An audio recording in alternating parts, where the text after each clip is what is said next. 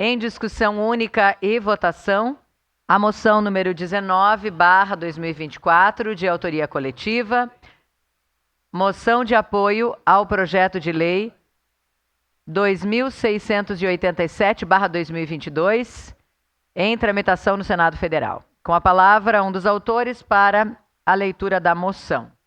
Vereador Felipe Gremel-Maier.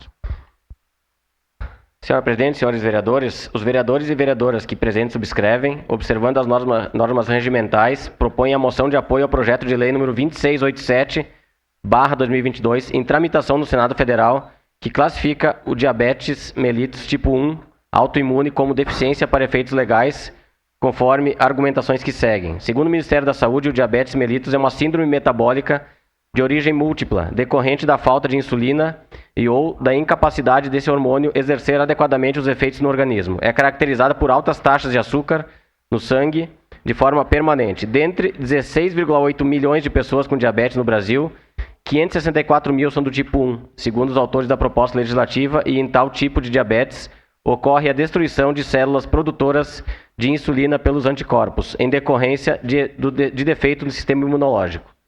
Sendo assim, a doença está de acordo com os requisitos definidos pela Organização Mundial de Saúde para que uma condição seja considerada deficiência: desigualdade em razão de problemas no corpo, limitações para atividades, gerando desafios e restrições na execução de tarefas diárias normais.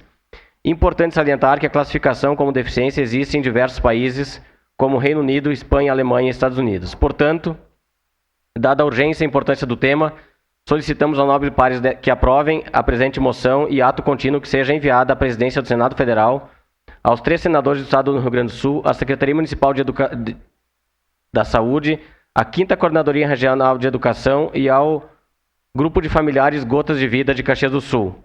Vem assinado pelos vereadores Felipe Gremel-Maier, Adriano Bressan, Alexandre Bortoluz, Gilfredo de Camilles, José D'Ambrós, Omir Cadore, Rafael Bueno, Renato Oliveira, Ricardo Zanquim, Rose Frigerio, Tatiane Frisso e Velocino E, senhora Presidente.